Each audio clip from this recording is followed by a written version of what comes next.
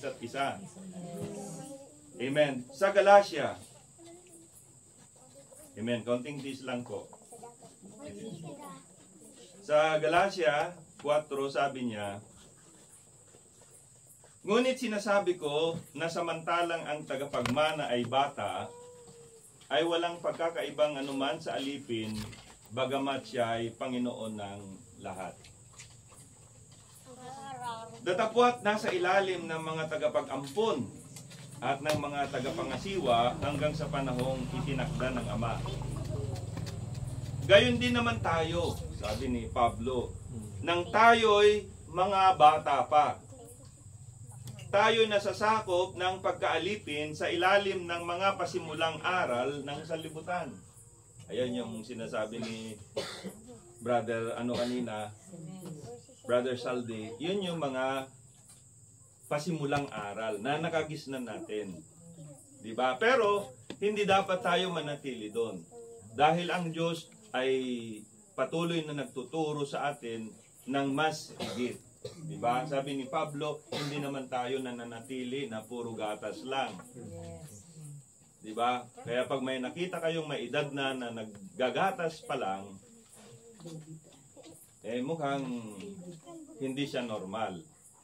Yung isang galon yung kanyang dala-dala, tapos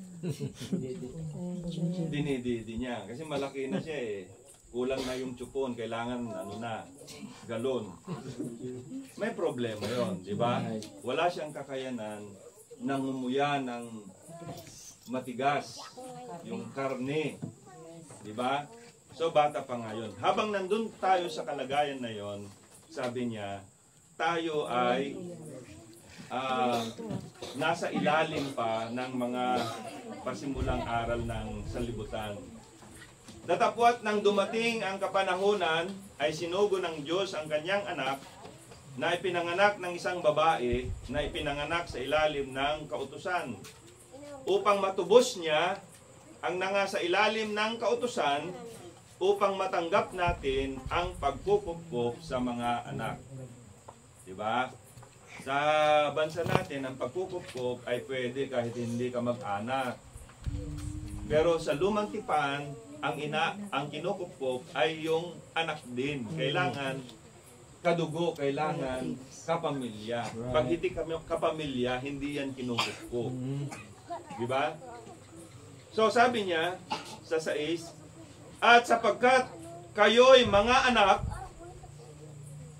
ay sinugo ng Diyos ang espiritu ng kanyang anak sa ating mga puso na sumisigaw, Aba, Ama. Anong ibig sabihin ng Aba, Ama? My Father. Hindi mo naman pwedeng angkinin, tawagin na may Father, yung hindi mo naman tatay.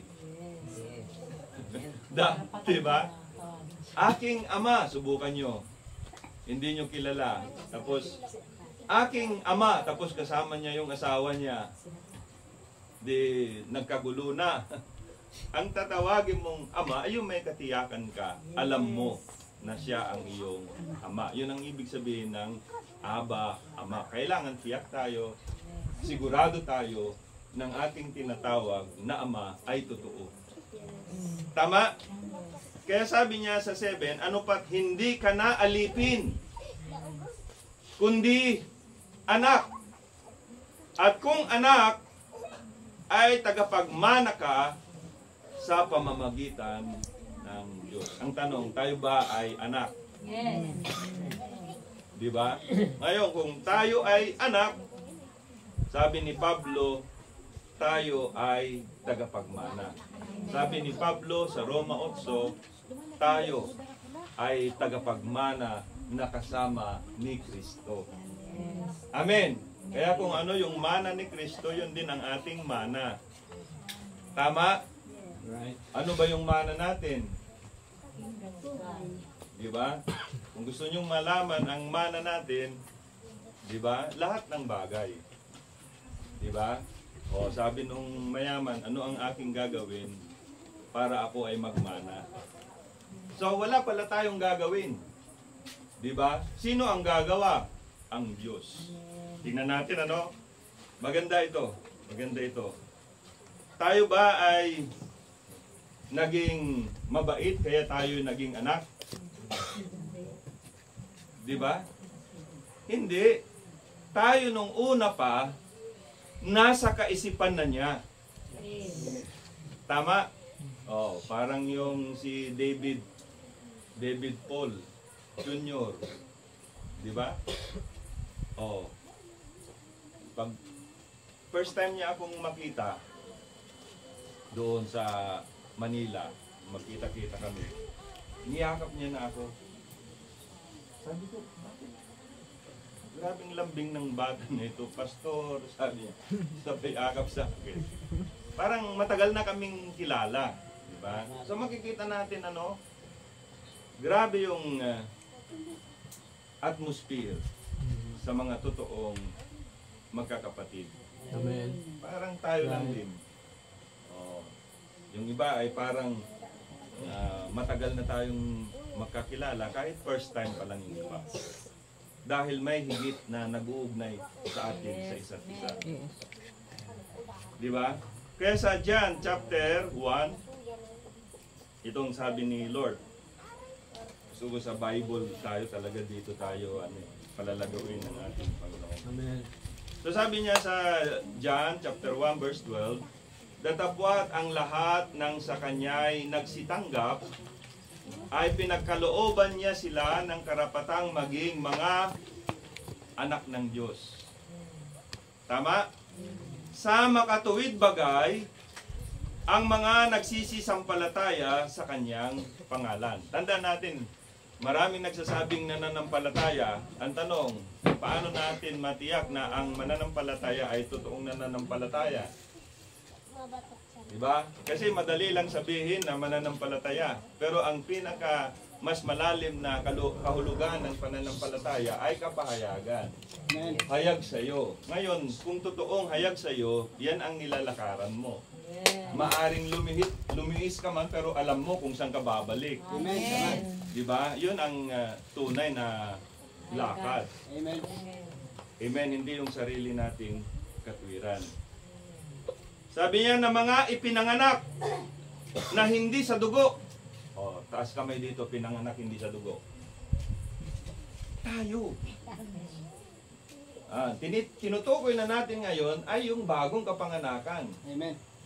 So mas mataas ngayon yung tinutukoy ng ating Panginoon.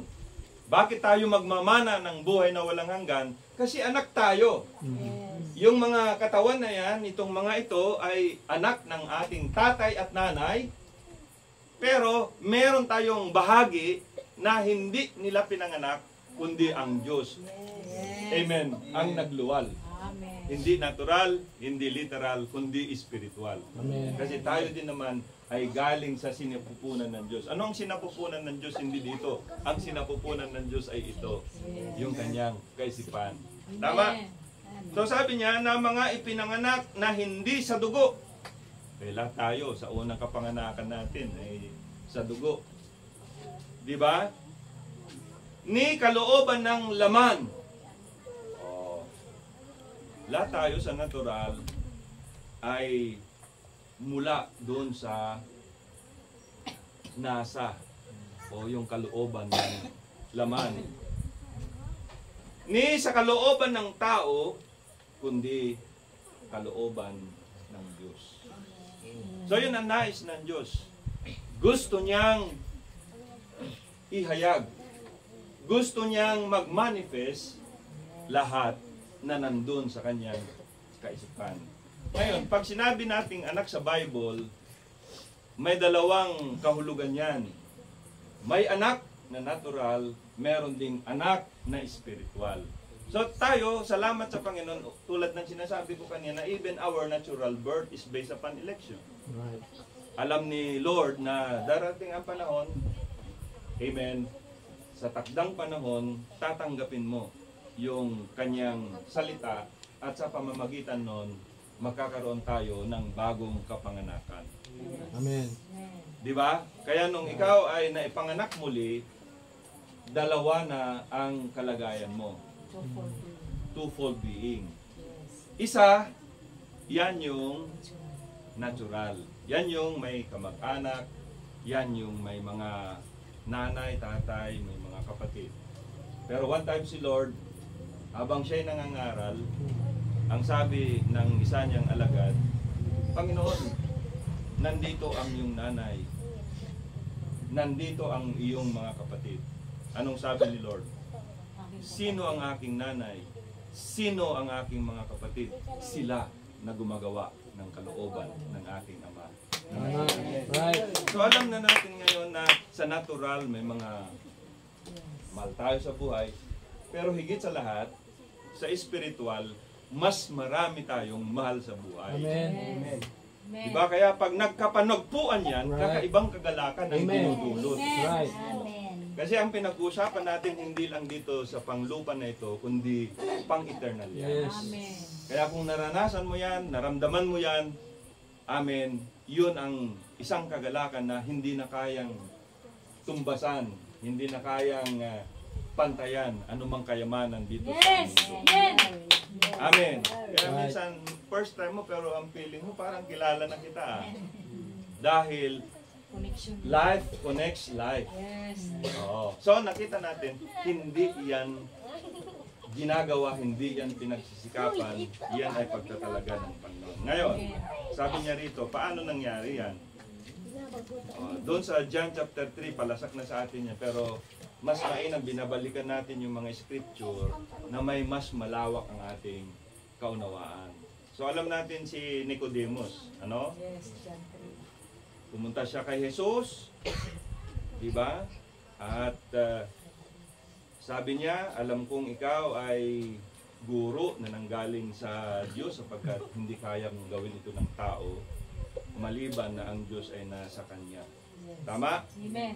Ngayon, sabi ni Lord, sumagot si Jesus at sa kanya'y sinabi, katotohanan sinasabi ko sa iyo, maliban na ang tao'y ipanganak na muli, ay hindi siya makakakita ng kaharian ng Diyos.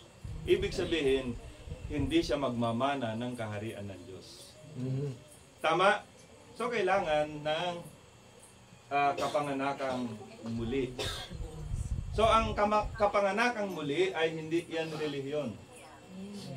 Ang kapanganakang muli ay hindi karatula. Ang kapanganakang muli ay personal natin na karanasan. Tama? Sinabi sa kanya ni Nicodemo, paanong may panganak? May papanganak ang tao kung siya'y matanda na. So si Nicodemus, ang kanyang kaisipan ay kaisipan na pantao. Kasi tama nga naman, paano ipanganak muli kung siya'y matanda na? Diba? Madalas, mas malaki pa yung anak kaysa nanay. Paano ipanganak siya muli? Diba? Makapapasok baga siyang bilang ikalawa sa tiyan ng kanyang ina at ipanganak sapay. Sumagot si Jesus, katotohanan sinasabi ko sa iyo, maliban na ang tao'y ipanganak ng tubig at ng espiritu, ay hindi siya makapapasok sa kaharian ng Diyos.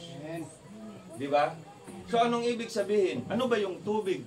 To begin with, ang tubig ay salita. Diba? Higit sa lahat ay yung espiritu.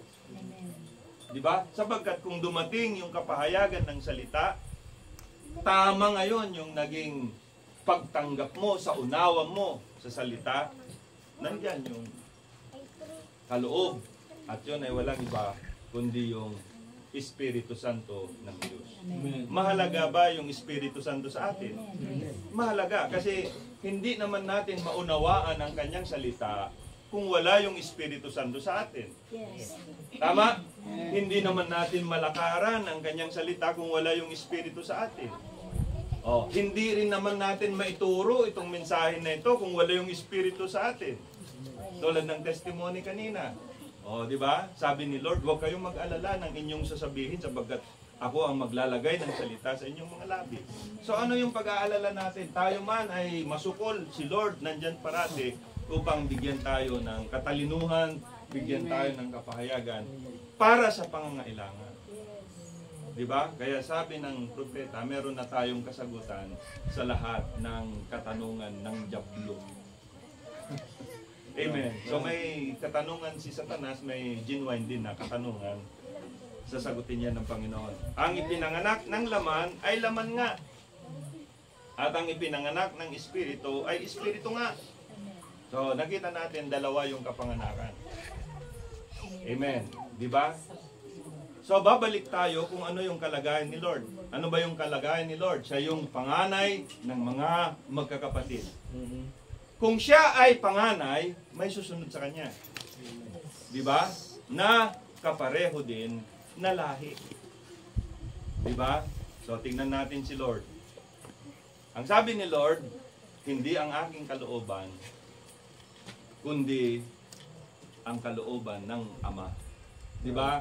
Kaya nang iba naman, naisip nila, meron anak at saka merong ama. Magkaiba. Hindi po mga kapatid. Yun yung identity ni Lord Jesus Christ. Siya kasi ay God-man.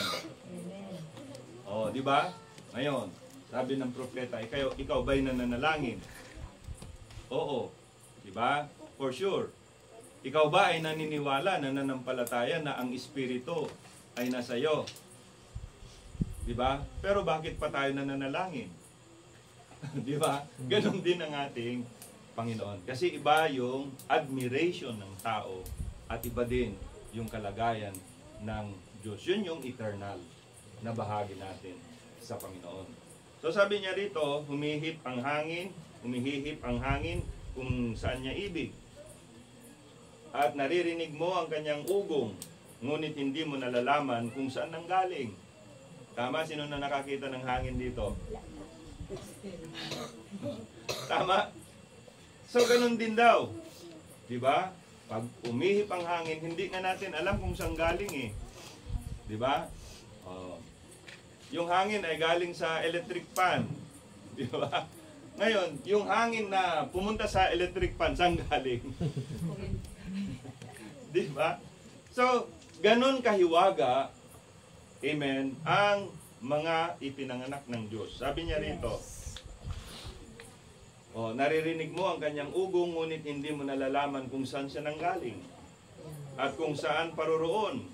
Gayon din ang bawat ipinanganak ng Espiritu. Kaya ngayon, hindi na rin tayo maintindihan ng mga tao. Yes. Diba? Bakit kaya?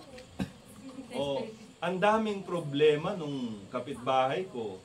Pero nagagawa niyang tumawa. Nagagawa niyang masaya, maging masaya. Diba? Kakaiba. Bakit kaya yung kapitbahay ko, pumupunta sila doon sa simbahan nila? Sila-sila lang naman. Diba? Hindi naman sila dumadami. At mga kapatid ko, diba? Si Brother Saldi, ginagamit siya ng Panginoon dito. Siya yung pinakapanganay ninyong kapatid. At siya din yung tumatayong pastor. Hanggang sa dumating yung punto na mayroon talaga siyang permanente na itatalaga. Di ba mga kapatid? Kung hindi man dumating yun, wala namang problema. Kasi kasama naman natin ang pastor ng mga pastor. Amen. Right. Tama? Amen. Kanina, simple testimony, pero yun ay encouragement. Di ba? Nagbibigay sa atin ng encouragement na tayo din naman ay mayroong mga patotoo sa ating sarili. Di ba? Hindi tayo mag-alala, hindi tayo mangamba, hindi tayo nahihiya. Lalo sa salita ng Panginoon, lalo sa gawain ng Panginoon, mas tayuan ninyo ang paglilingkod sa Panginoon. Amen. Higit sa lahat, pag may mga tao, huwag kayong mahiya. Di ba? Ipakita natin na kahit na kapos tayo, hindi naman ang tao ang sumusukat sa atin, kundi higit sa lahat ang Panginoon. Amen. Sumagot si Nicodemo at sa kanya'y sinabi, paanong pangyayari ng mga bagay na ito? Sumagot si Jesus at sa kanya'y sinabi, ikaw ang guro sa Israel at hindi mo nauunawa ang mga bagay na ito.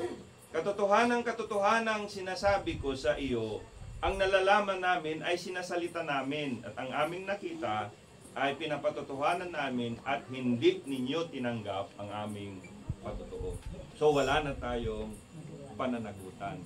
Kasi ang sinishare natin sa kanila, ano yung ginagawa ng Diyos Right. sa panahon na ito. Kasi ang tao madalas magpuri sa Panginoon sa kanyang ginawa sa nakaraan. Sa kanyang gagawin sa hinaharap, pero hindi nila alam kung ano ang ginagawa ng Diyos sa kasalukuyan. Right. Dapat malaman natin ano ang ginagawa ng Diyos sa kasalukuyan. Nasaan ba yung Diyos sa panahon na ito? Naniniwala sila ang buhay na walang hanggan na sa kanila. Pero ang Diyos wala sa kanila. Pwede ba mangyari yun? Isa lang ang forma ng eternal life at yun ay ang Diyos. Kung nasa iyo ang eternal life, for sure, nasa iyo ang Diyos. Yes, amen. Ganun lang kasimple mga kapatid. Kasi there's only one form of eternal life and that is God Himself. Diba? Kaya nga, ano ngayon ang sinabi ng Scripture sa 1 John chapter 3? Yan lang ito mga kapatid. Encouragement lang sa atin ito. Diba? O,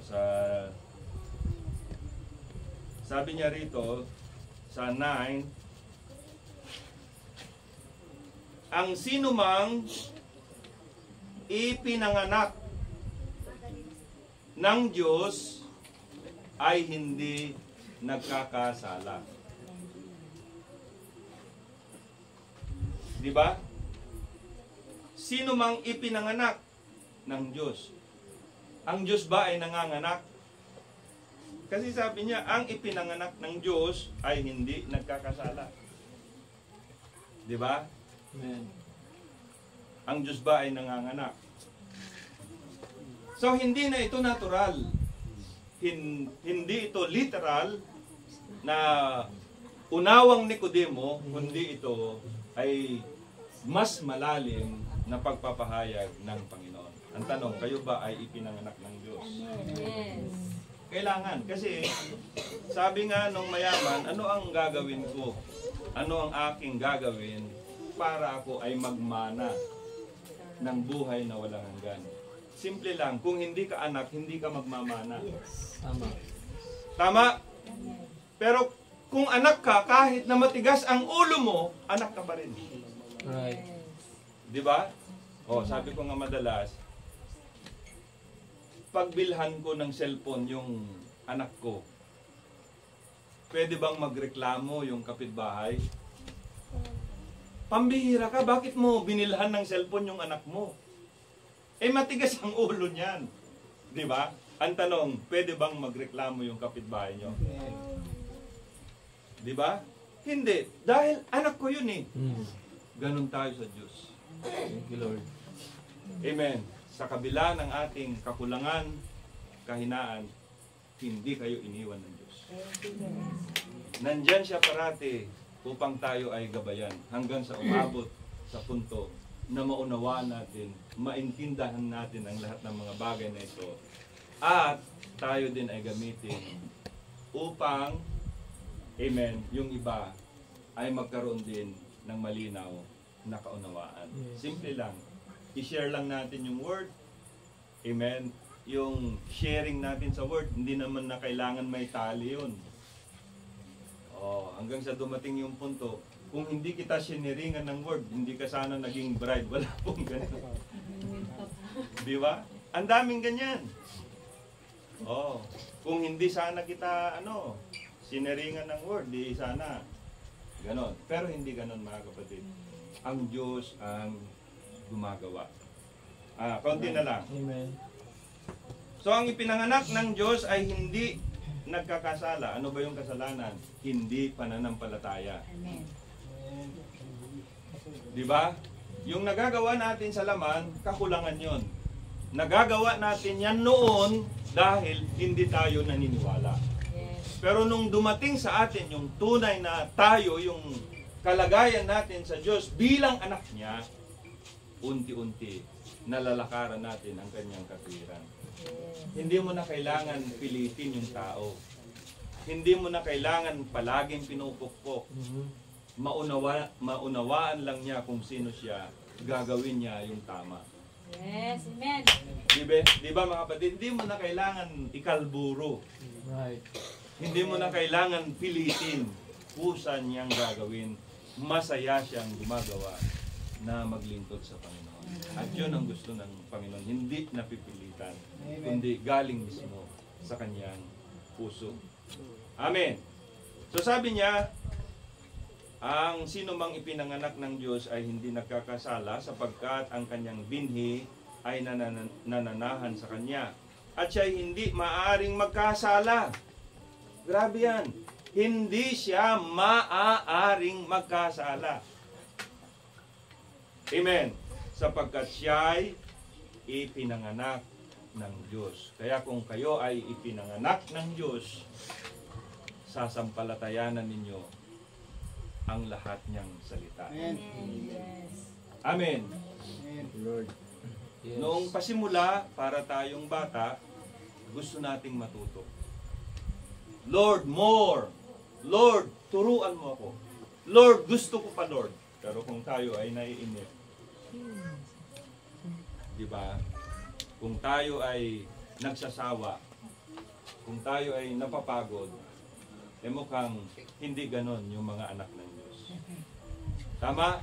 Ang mga anak ng Diyos, kahit na anong uga, pagsubok ang lumipas, nakangiti pa rin. Di ba? Ilang mga taon na ang lumipas, si Sister Yoli pa rin yan. Di ba?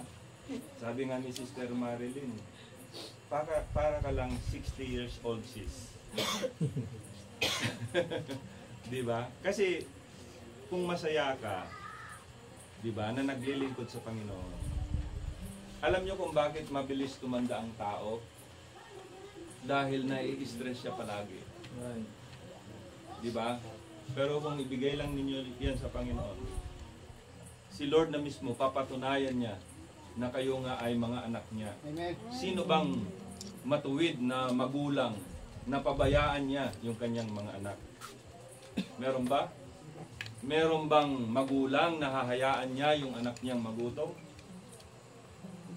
Di ba? Meron bang matuwid na magulang na hahayaan niya yung anak niya mapariwara? Wala. Ang ating Ama ay matuwid. Yes. Di ba? Kaya sabi niya, wala tayong gagawin. Ginawa na niya para sa atin. Tanggapin mo, pag tinanggap mo yan, ibig sabihin, ikaw yun. Pero pag hindi mo yan tinanggap, hindi sa'yo. Tama? Amen. Tama. Kaya sabi niya, last na scripture, hindi na ako magbabasa ng quotation. Kasi ganun din naman. Yung quotation ay ibang pananalita lang na gamit. Pero nandyan Amen. naman lahat yan sa Amen. salita ng Amen. Panginoon. Right. Sa Romans chapter 8, nasa atin na yung Espiritu ng Diyos. Diba? Sa 26. At gayon din naman ang Espiritu ay tumutulong sa ating kahinaan. Kasi bilang tao, may mga kahinaan tayo, may kakulangan. Pero anong sabi ni Pablo? At gayon din naman ang Espiritu ay tumutulong sa ating kahinaan. Sapagkat hindi tayo marunong manalangin ng nararapat. Tama? Ang panalangin natin noon, Lord, ilayo mo sa akin ang pagsubok. Ang matindi pa noon, Lord, ibigay mo na lang sa iba. Ang damay pa. Yun yung mahirap. Pero alam nyo ba mga kapatid, ang sabi ng propeta, ganito ang tamang panalangin. Di ba? Ganito ang tamang panalangin. Lord, bigyan mo ako ng lakas. Bigyan mo ako ng katatagan. Pag dumating man yung pagsubok na yan, aking makakayanan. Yun ang tamang panalangin, hindi yung Lord, wag mo akong bigyan ng pagsubok. Ibigay mo na lang sa kapitbahay namin. Hindi ganon. Amen? Kaya sabi niya, sapagkat hindi tayo marunong manalangin. O kaya naman, Lord, patamain mo ako ng loto. Gusto kong tumulong sa gawain. Lord, pagpalain mo ako ng material. Kasi ang design ng puso ko, sumuporta sa gawain. Pag dumating yun, wala na rin. Kaya alam lahat yan ni Lord. Yes. Di ba? Oo. Hindi ako nagsabi niyan. Hindi tayo marunong manalangin ng nararapat. Ngunit ang Espiritu rin ang namamagitan dahil sa atin ng mga hibik na hindi maisaysay sa pananalita. Nung ibig sabihin, alam ni Lord kung ano yung nasa puso natin. Right. Alam ni Lord kung ano yung pinagdadaanan natin at siya ay hindi maramot. Amen. Diba? Kung marunong tayong mag-text, mag-message, mga kapatid, amen, sa kaibigan natin, sa kamag-anak natin, di how much more sa Lord. Yes. Kayo ba ay nag-message sa Lord? Amen. Diba? Oh. Sabi niya, tuloy lang natin, tatapusin na natin ito. At ang nakasisiyasat ng mga puso'y nakakaalam kung ano ang kaisipan ng Espiritu, sapagkat siya ang namamagitan dahil sa mga banal alinsunod sa kalooban ng Diyos. Amen. Kaya, kung ipaubayan natin sa Panginoon, masaya tayo. Yes. Diba? Alam natin, amen, kaya ni Lord lahat. Kasi kung tayo ang magmarunong sa ating sarili at tayo yung gagawa, doon dumarating yung kabigatan. Right. Diba? Tulad nga ng Abel na nagsasabi, take it to the Lord and leave it there.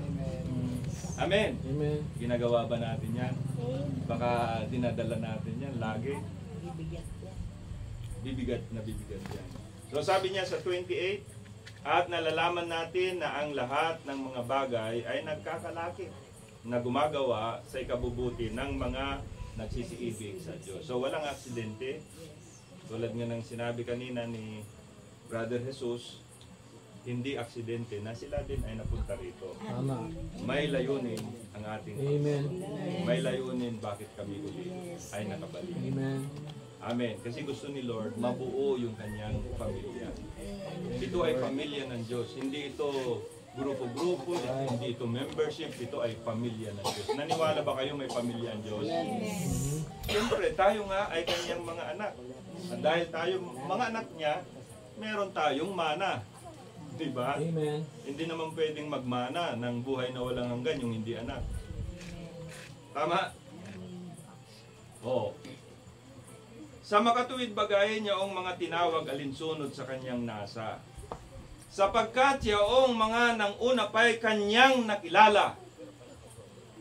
Yan ang kagandahan ng Diyos. Wala pa tayong manifestation, kilala na tayo ng Diyos. Before the foundation of the world, alam ni Lord, paglabas mo, mamahalin mo yung kanyang salita. Right. Hindi ka ginawang anak dahil minahal mo yung kanyang salita. Mali po yun. Minahal mo yung kanyang salita. Minahal mo yung mensahe niya sa panahon na ito dahil anak ka ng Diyos. Yes. Diba? Hindi ka naging anak ng Diyos dahil minahal mo yung mensahe nito. May ginawa ka sa sarili mo. Tama? Amen. Anong ginawa sa atin?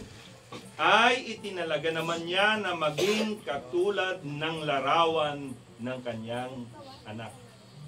Amen. Upang siya ang maging panganay sa maraming magkakapatid. Kung siya yung panganay, tayo ang mga kapatid niya, iisa yung pinagmulan natin. Right. Tama? Tama. Kasi kung iba ang pinagmulan niya, iba tayo, hindi tayo magkakapatid. Ang pinag-usapan natin ay yung mas malalim na kalagayan at katawagan sa Panginoon. Yes. Di ba? Dahil tayo ay mga anak din naman, siya yung unang nahayag, siya yung unang na-express, sumunod naman tayo Di ba mga kapatid? Yes. Sa huling panahon na ito. Pagkakaiba lang natin, siya ay one man, yung fullness na sa kanya, one man, tayo ay fullness, yung buong katawan ng ating Panginoon mula Alpha hanggang Omega. Yan ang buong katawan ng Panginoon. Thank you, Lord. Amen. At yung mga itinalaga niya ay kanyang tinawag naman. Kahit saan kayo. Pag tinawag kayo ng Panginoon, hindi kayo makahindi. Di ba? Ngayon, parang isip natin, marahas ang pagtawag ng Panginoon kay Saulo. Kasi binulag siya eh. Pero kung yun ang pamamaraan ng Diyos, mga kapatid, hindi na bale basta makabalik ako sa Kanya. Tama? Right. O, tinawag naman niya. At ang mga tinawag ay inaring ganap naman niya. Anong ibig sabihin ng inaring ganap naman niya? Hindi nagkasala. Hindi niya tinagnan yung nakaraan, Brother Jesus. Yes. Amen. Ano man yan, itinapon niya lahat yan sa dagat ng pagkalimot. Yes. Ang tinignan niya sa iyo yung tunay na ikaw. Amen. Hindi na yung dati na punong-puno ng kakulangan, punong-puno ng kahinaan. Yes, justified. Di ba? Yun ang ibig sabihin ng justified. Though you never done it in the very first place. At ano pa? At ang mga inaring ganap ay niluwalhati din naman niya. Amen. Wala pa man, hindi pa man nangyayari, pero sa Diyos tapos na yan. Amen. Di ba? Right. Tapos na sa Diyos. Past tense na sa Diyos yan. Wala pa man, hindi pa man nangyayari, pero sa Diyos tapos na.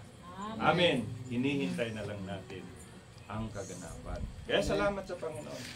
Amen. Ang buhay na walang hanggan, ulitin po natin, ay hindi pinagsisikapan. Amen. Hindi sa pamamagitan ng tinuro sa atin no, na magpakabait kayo, maging miyembro kayo ng church. Amen. Part lang yun. Pero ang tunay, amen, na pagmamana ng buhay na walang hanggan, kung ikaw nga ay anak ng Diyos. Yes.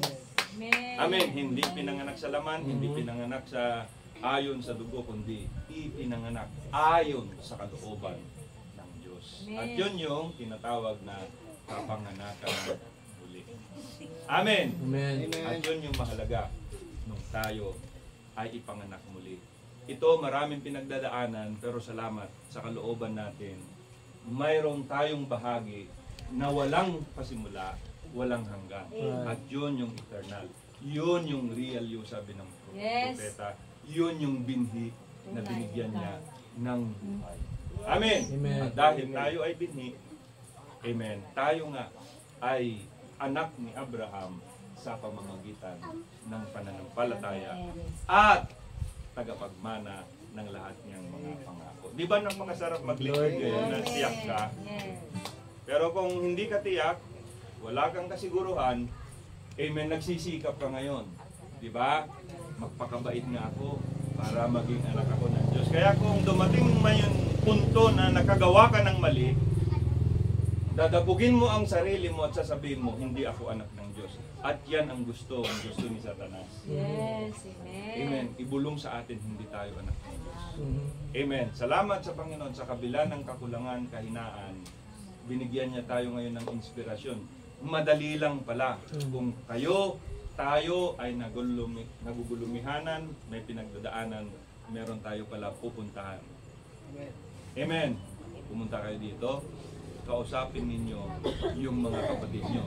Yung kapatid nyo hindi lang ayon sa laman, kundi kapatid nyo sa Panginoon. Amen. Yun ang magbibigay ng kalakasan. Sabi Right. ko nga sa mga kapatiran, hindi pa yan nagsasalita. Makita mo lang siya. Iba ng refreshment ang nararamdaman ng iyong sarili. Hindi how much more kung nag-uusap kayo, nag-fellowship kayo, nagkantahan kayo, diba? Nag-sharing kayo ng Word of God, di lalo na. Diba? Hindi pa man nagsasalita. Totoo yan. Makita mo lang siya, kakaibang kagaanan na. Amen. Amen. Di lalo na pag pinag-usapan yung Word of God, nanalangin kayo, nag-testimony kayo sa isa't isa, di lalong higit yun na magbibigay sa atin ng kalakasan. Amen. Kaya salamat sa Panginoon ngayong gabi. Ang mensahe ay hindi malalim. Yes. Ang mensahe ng Diyos ay simple lang. Thank you, Lord. Hindi na natin kailangan na gawing komplikado. Yes. Ulitin ko po, tayo ay anak ng Diyos. tayo ay kapamilya ng Diyos. Amen. Tayo ay bahagi ng Diyos. Yes. Amen. Pinibigay ko kay Pastor Jason sa ibang karagdagan. Thank you, Lord. Thank you, Lord.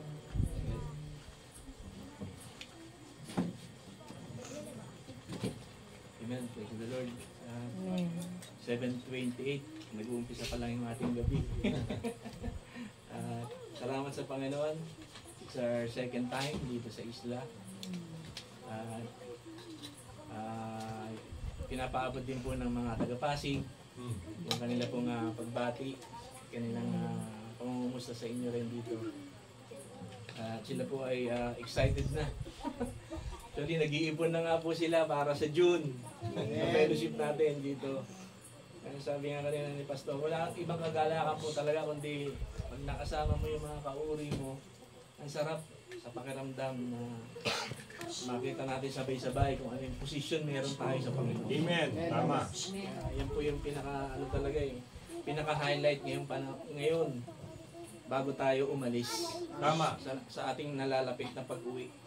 Sa pag-agaw. Kaya yung mga kapatiran sa Pasig, excited po. Talagang ano yan, sabi nga namin nila Bro Walter, mga elder doon, sa church na mga bata, kayo mga teenager, lahat, ipon, pangmasahe, panggastos papunta rito. Kaya salamat sa Panginoon dahil hindi naman siya magkukulang basta Yes. hindi siya yung talaga. Talagang siya mag-provide ng lahat ng mga bagay. Amen. Kaya kung yun na po yung araw na agawin na tayo sabay-sabay dun sa date, so be it. Amen. At meron ng vanishing island dyan. Kung yun na yung time na tayo ay mag-vanish, di ba? Asan na yung mga yun? Pati na namin nakikita sa Facebook yung mga yun. Wala na pala tayo. Tama. Kaya sabi nga ni brother, brother Dave, first time ko rin siya ma-meet, na yun yung yun yung, kumbaga yung pag-agaw, talagang napaka misteryo na sa iba, na hindi na hindi pinagpahayagan ng Panginoon. Pero sa atin, talagang ng Panginoon sa atin niya kung ano yung, ngayon na. Sabay-sabay tayo, wala naman talagang may iwan sa pag-agaw nila. Amen. Salamat sa Panginoon na yung pagkatalaga niya kanina, sabi nga ni Pastor, yung posisyon natin, once na malaman mo yun, wala na, settles everything. Amen. Pauwi na tayo Yes. sa nalaman mo yung posisyon mo na yun. Dahil sabi ng prophet, yun yung pinakalas na pagka nalaman ng nobya yung kanyang posisyon, Sino siya? kung sino siya sa panahong ito, Uwi na. then the rapture Will will go. go. Amen. Right. Hindi welcome. Nasa iba, nag-aantay pa rin. Hindi nila alam, nandito na sa formang nobya. Amen. Kaya Right. salamat sa Panginoon sa mga na yan. Kaya yun yung excitement ng mga kapatiran na every gawain, every ganitong fellowship, makadalo rin sila. Yes. Kaya sabi nga ni Pastor Henry, problema niya ngayon kung lahat halos gusto sumama, ang dami nila. Kami, ilang pamilya lang din naman kami, siguro 3, 4, ganyan. So, salamat sa Panginoon dahil talagang high time para Amen. yung fellowship natin, talagang mas lalo pang uminit kung gaano kainit yung panahon. Tama. Ganun yung natin, yung init natin sa mensaheng ito. Kasi yun tayo eh. Yung mensaheng yun, walang iba kundi tayo. Sarap nga ng sharing namin kanina. Ni Sister Marlene at ni Brother Jesus. Grabe, no? Hindi nagkataon, no? At dun sa Tarangnan, nung magkita-kita kami doon, way back 3 years ago yata, sis, no? Na nung dumating kami doon, yung pastor na host dun sa may panaginip din na ang panaginip niya, may mga rumble na letra. At ang nakalagay dun sa, yung mga letra na yun, nung nabuo niya, ang nakalagay, know who you. Yun yung mga letra, know who you. At dumaan ng ilang taon, pala, yung dalawa. Di ba? Mamimit ulit namin. Yes. Right. Di ba? Dahil pag nalaman mo talaga kung sino ka sa panahon, know who you are. Amen. Right. Kaya yun yung message nun. 7 kami na halos dugtungan kami para bang nag-usap-usap na meron kaming mga nakalatag na outline. Wala. Grabe yung na-bless yung mga tao at dalawa nating kapatid na nandun kasama namin. At yung tanong na yun ng pastor, nasagot. Di ba? Kasi pag nalaman mo kung sino ka, at yung hindi nagkataon yun, Yes. dahil yun po yung panahon at makapiling ulit namin kayo rito. Knowing who you are, kung sino tayo sa panahon na to, kung ano yung position natin, na tagapagmana pala tayo. Amen. Tama. Yes. Lord. Salamat sa Panginoon. Walang aksidente talaga sa Panginoon. Sabi nga niya sa Matthew 22, bilang part niya, sabi niya doon, for many are called, but few are chosen. Marami ang mga tinawag, dapat kakaunti lang ang mga hinirang. Salamat sa Panginoon. Isa tayo doon. Amen. Isa ako doon. Thank you, Lord. Kaya kanina nga, pag-uusapan namin, napakahalaga ng bawat isa eh. 1 in a million. Parang yung kanina, binanggit ni Pastor, na kung ganong iningatan based upon election na ang nag-decide ang Diyos na mabuhay ka, mabuhay ang bawat isa sa atin sa panahong ito. Dahil meron tayong ginagampanan, gagampanan ng ministry. Amen. Tayo yung token ng bawat mahal natin sa buhay. Amen. Ito ang Tama. usapan namin kanina. Yes, Ikaw, thank you, Lord. 1 in a million doon sa lahi mo. Yes. Right. Ikaw yung magdadala, ikaw yung token nila. Tayo yung Family. Yes. Thank you. yung pamilya ng Diyos na yan. Yung Amen. lahi na yan ng Diyos. Yes. Na grabe, prinotektahan niya. May Tama. anghel na nag-protect sa bawat isa sa atin. Kaya tayo nandito ngayon. Amen. Right. Kaya napakarami pero kukunti lang po yung pinili.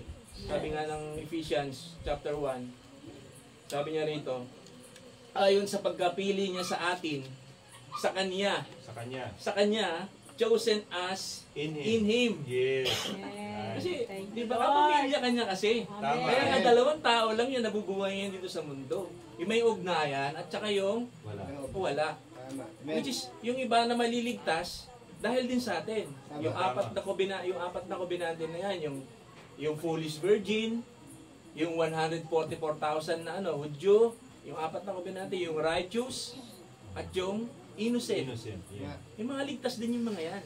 Pero dadaan sila ng Great Tribulation, yung 3 taon at kalahati. Yes. Pero yung sa atin, iba yung katalagahan natin. Amen. Yes. Before the foundation of the Eternal world, covenant. eternal. Yes. Walang hanggan yung tipan natin sa Panginoon. Amen. We're so special, sis. Oo, tayo yung super race. Yes. Yes. Di ba, dyan sabi niya, maraming pare. Tayo yung royal priesthood. Tama. Yes. Royal priesthood. Yung royal priesthood tayo. Kaya hindi yung mga bagay na yung mga terminology na yan. Salamat sa Panginoon na ipinaunawa niya kung sino tayo sa Panginoon. Amen. And we know who we Thank you, are. Lord. Thank you, Lord. Before the foundation of the world, sabi niya, upang tayo yung maging mga banal at mga walang dumi sa harapan niya sa pag-ibig. Amen. Having predestinated us, so, nakatalaga ka Yes. Amen. unto the adoption of children. O, nalaman natin kanina, yung adoption sa Panginoon, hindi yan yung hindi mo kamag-anak na aampunin mo. Yes. Ito kadugo mo mismo. Kadugong. Ganon din sa Panginoon. Yes. Kapamilya ka niya kasi. Amen. Before anything, talagang part ka na niya. Amen. Yes. That's right. Kaya yung pinag-uusapan din namin kanina na yung Diyos, male and female. Correct. At That's right. tayo yung ngayon many-membered body, yun yung Amen. female na manifestation ng Diyos. Designation niya. Designation niya sa panahong ito. Yes. Kaya napakalinaw po sa atin yung mga bagay na yun. Before the foundation of the world, sabi niya, unto the adoption of the children by Jesus Christ to Himself, according to the good pleasure of His will. Sabi niya sa Tagalog, tayo itinilaga na niya nung una pa sa pagkupkup na tulad sa mga anak sa pamamagitan ni Jesucristo sa ganang Kanya, ayon sa amin na galing ng Kanyang kalooban. Amen. Grabe. Lord, thank you so much. Kalooban ng Diyos kung bakit ka nandiyan ngayon. Bakit mo nadidinig itong mensahe na to? Bakit Amen. nakasama ka ngayon namin? We are Nagkasama-sama tayo bawat isa. part of Him. Lahat po yan itinilaga ng Panginoon, walang aksidente sa Panginoon. Yes, right. Kaya salamat sa Panginoon. Sabi, iba ng prophet, sabi niya, I trust to be a part Yeah. of that great bride Bride that is coming coming. Coming Yes. in. In the last days. In this last day. Amen. Sino yun? Tayo. We are the final Amen. voice. Uy, thank you, Lord. Final age. Amen. Salamat sa Panginoon na grabe, iba ng prophet. Talagang pinakita sa kanya kung ano yung salamat Panginoon, yung glorious age na yan na pinakita Amen. rin sa prophet. Ito ngayon, Ito ngayon. pinabubuhayan natin bawat isa. Right. Thank you, Lord. Kaya nga sabi ng prophet pa isa, God can bankrupt the heavens. Tama. Diba? kung paano yung election natin, our natural birth is based upon election, ganun din yung kung paano ang Panginoon, hindi niya hahayaan na may isang mawala eh. Yes. Kaya yung iba ang karapang buong mundo, ipandemic ang buong mundo, para lang malaman ng isang kahuli-huli ang binhi na yan. Yung isang kaluluwa na yan, yung kanyang posisyon. Tama. Para lang makaposisyon yung isang kaluluwa na yan. Amen. Tama. Sabi ng prophet, don't you know that you got a soul that worth 10 million words? Yes. Sipin mo, priceless ka. Diba? Kaya sabi niya, tingnan niyo yung Luke. Ang ganda yung sa Luke eh, kung paano tinipo niya eh. Sa Luke chapter 15, sabi niya rito, una, tinipo niya sa tupa eh. Alin tao sa inyo na kung merong 100 tupa, mawala ang isa, tingnan niyo kung gaano ka-special ha. Eh, hahanapin niya yung nag-iisa na yan. Amen. Tama. Right. Di ba? Sa verse 5, and when he found it, nang masumpungan niya, pinasan niya sa kanyang balikat at natutuwa siya. Amen. Tama. Di ba? Tapos, and when he come home, he called his friends, neighbors, rejoice with me for I found my sheep which was lost. Amen. Tama. Eh tayo, hindi naman talaga tayo, itong laman na to. Itong laman. Itong laman. Pero salamat, pag nakaposisyon ka, talagang bahala ang Panginoon na gumabay dyan. Yes. Sa na to, anumang kahinaan, bahala ang Panginoon na mag-provide dyan. Yes. Sa anumang weakness na yan. Salamat sa Panginoon. Ganun tayo, ka-special sa Panginoon. Pangalawa, ano sabi niya rito? 7. I say unto you, that likewise, sinasabi ko sa inyo na ngayon ding magkakatuwa sa langit dahil sa isa makasalanan nagsisisi. Amen. Dinala niya na sa tao. Tama. Kaysa siyam na taong matutuwid, Isipin mo yun, mas pinahalagahan niya. Tama. Na di nangagkakailangang magsipagsisi. Kaya 1 in a million. Mga kapatid, Yes, no? that's right. Diba? Isang kaluluwa na yun, laksang anghel. Ito yung pinag-uusapan namin dito. Nagre-rejoice, sabi niya. Joy shall be in heaven over one sinner that repented. Yes. Right. Oh, sa verse 8, aling babae, ito naman, tinipos sa mahalagang bagay, na may 10 putol na pilak, na kung mawalan siya ng isang putol, ay hindi baga magpapaningas ng isang ilawan, Yes. wawalisin ang buong bahay, hahanaping masikap, hanggang sa ito'y masumpungan niya. Tama. Eh ano to, mahalagang bagay lang. Di ba? How much more sa Panginoon? Amen. Tayo. How much more tayo sa Panginoon? Yes. And when she found it, she called her friends, neighbors, ganun din. Rejoice with me for I have found the peace which I had lost. Amen. At tayo yung peace. Di ba? Yung bahagi ng Diyos Yes. sa panahong ito. Tama. Grabe. Likewise, I say unto you, there is joy in the presence of the angels Yes. of God over one sinner that repented. Yes. Right. Sipin nyo, kaya nabanggit ni Brother Branham yun na ang halaga ng isang soul na yan is 10 million na mundo. Priceless, mga Priceless. Right. Ganun tayo ka-special sa Panginoon. Amen. Yung posisyon na yun, malaman mo kung sino ka, ay, wala na. Talagang pauwi na tayo, Amen. mga kapatid. Kaya salamat, nakikigalak po kami muli sa inyo. And there is more. Yeah. Thank you, Lord. Thank you, Lord. God bless you. Salamat sa napakagandang mensahe ng ating Panginoon. Sana uwi ang bawat isa na dalawa ang mensahe na rin sa gabi nito. Amen. Awitan po natin ang Panginoon. Awitan ang isang siguro.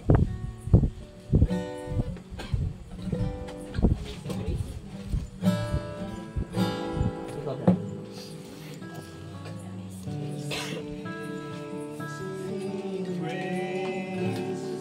How sweet the sound that saved a wretch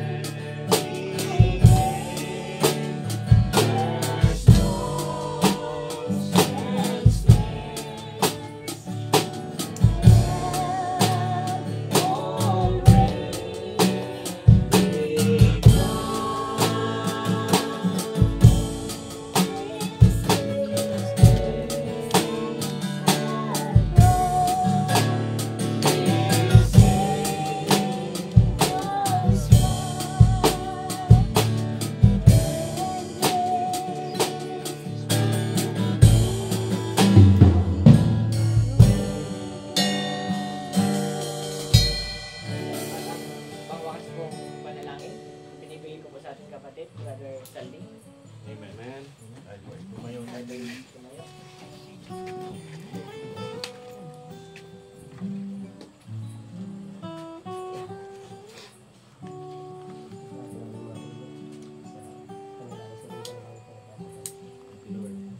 you, Lord Jesus.